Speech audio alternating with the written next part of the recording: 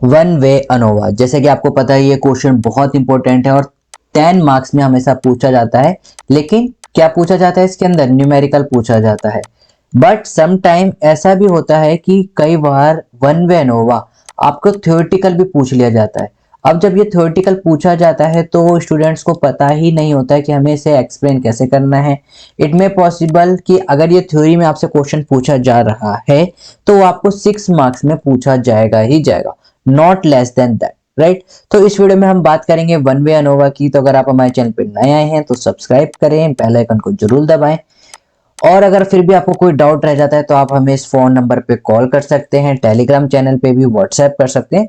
All the mode of the communication are available. तो सबसे पहले बात करते हैं वन वे अनोवा की। और अगर अभी तक आपने सब्सक्राइब नहीं करा है तो सब्सक्राइब करें और बेल आइकन को जरूर दबाएं ताकि फ्यूचर में आने वाली वीडियोस आपको सबसे जल्दी और आसानी से मिलती रहे। This is caffeine short, let's get started. So जब हम बात करते हैं अनोवा की, ये मैंने आपका एक रे डायग्राम बना रखा है। आइए पहले इस रे डायग्राम को देखते हैं। ANOVA is also known as F ratio, F test भी कहा जाता है या फिर एफ स्टैटिस्टिक्स भी कहा जाता है। आई होप आपको पता होगा एफ रेशियो किस लिए, क्योंकि इसका क्या फॉर्मूला होता है, M S S A divided by M S S W, that is F ratio, right. कई बार इसे एफ वैल्यू भी कहा जाता है। तो कई बार बच्चे क्या होते हैं उन्हें पता नहीं चल पाता है, तो यहां पर आप इसे लिख सकते हैं कि एफ वैल्यू भी फाइंड आउट करने के लिए कहा जाता है, राइट। तो इस चीज का ध्यान रखिएगा। ANOVA also known as between subject ANOVA, जब हम अप्लाई करते हैं तो बिटवीन का होता है। सिंगल फैक्टर अनोवा भी हम इसे कहते हैं। सिंगल फैक्टर आपने पढ़ा होगा, व्हाई? बिकॉज यहां पर क्या हम पढ़ रहे हैं, वन वे अनोवा। टू फैक्टर का अगर यहां पर सिंगल की जगह मैं लग लेता टू फैक्टर तो हम होते हैं यहां पर टू वे अनोवा, राइट। दो टाइप के अनोवा होते हैं, वन वे और two way. Right now we are discussing about the one way. तो यहाँ पर सिंगल फैक्टर, अगर यहाँ पर टू वे अनोवा पढ़ रहे होते तो यहाँ हो जाता है आपका क्या, double factor ANOVA. Okay, ANOVA is an extension of the T test. Extension of the T test क्यों होता है? क्योंकि जब हम टी टेस्ट कब अप्लाते हैं, जब हमारे पास दो ग्रुप होते हैं। जैसे ही तीन या तीन से ज्यादा ग्रुप होने लग जाते हैं हमारे पास, हम क्या अप्लाई करते हैं, अनोवा।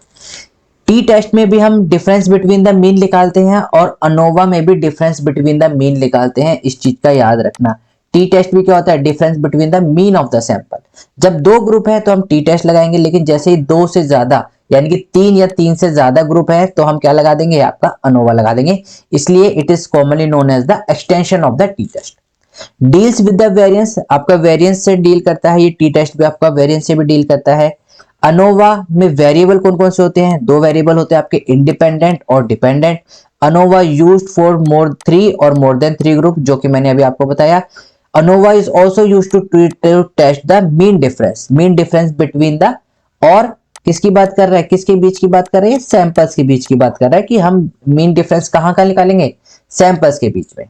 अनोवा वेरिएंस कब कब कहां निकालता है, बिटवीन द ग्रुप के बीच में निकालता है और विद इन द ग्रुप में, दो यहां पर होते हैं, राइट। तो बिटवीन द ग्रुप और विद इन द ग्रुप में आई होप आपको पता हो। नहीं पता है तो कमेंट कर दीजिएगा, मैं आपको एक सेपरेट वीडियो बिटवीन और विद इन के ऊपर बना के दे दूंगा।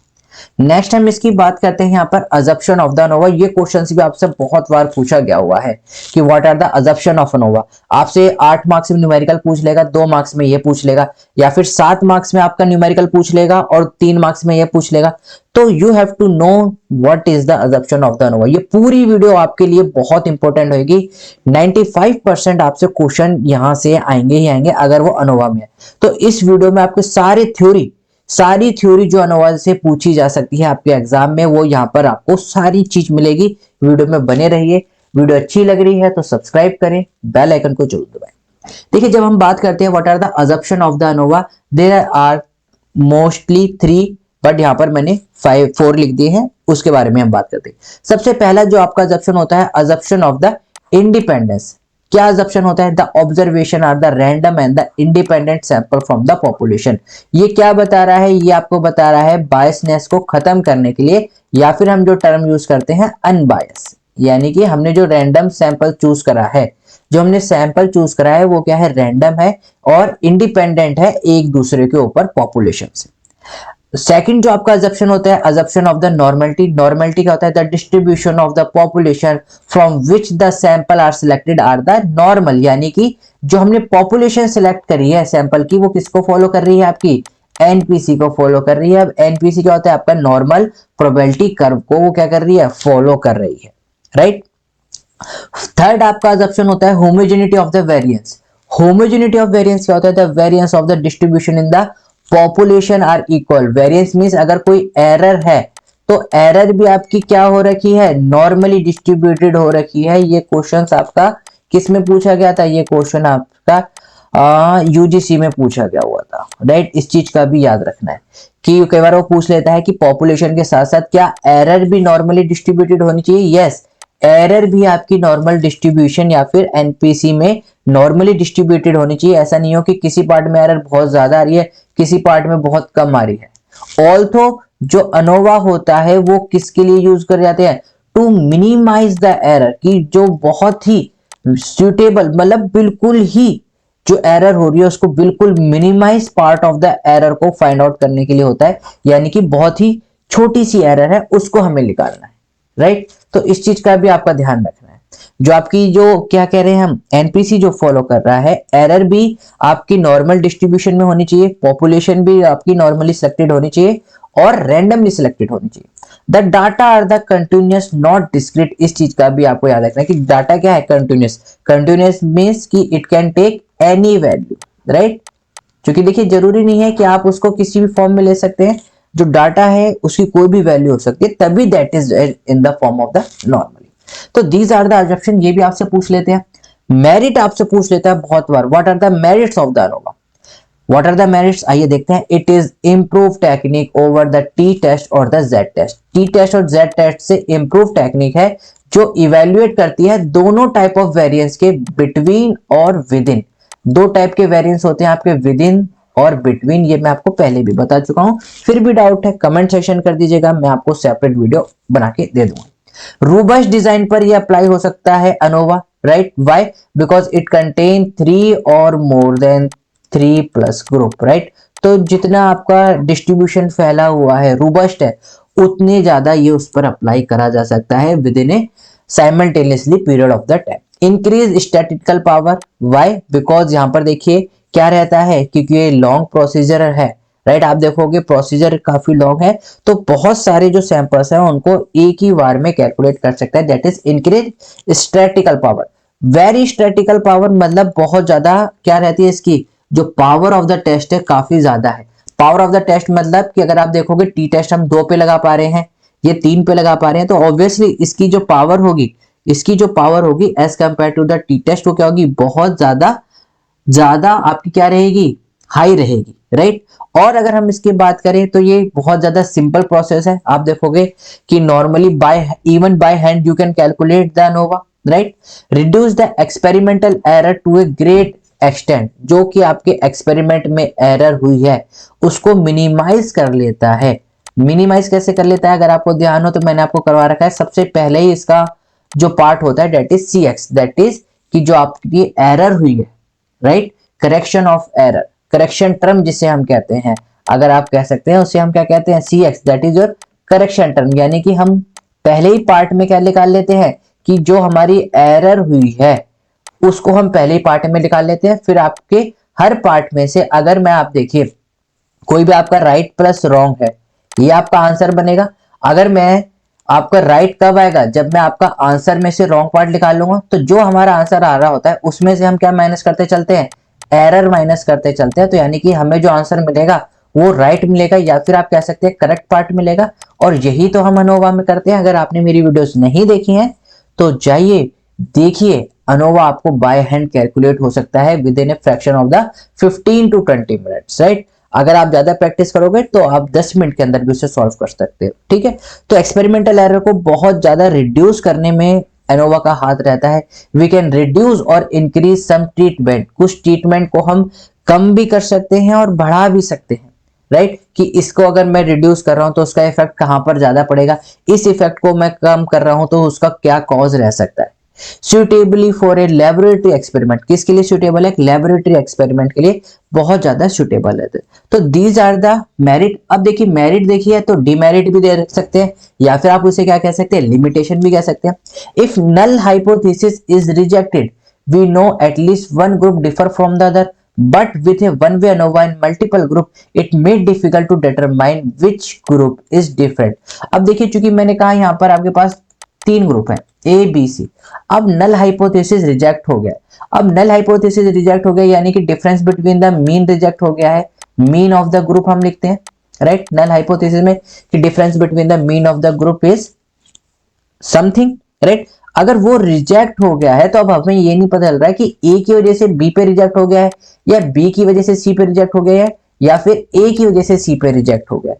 Why? Because we have multiple groups. Okay, the F value cannot specify the inference. आपके पास एफ रेशियो आ जाता है।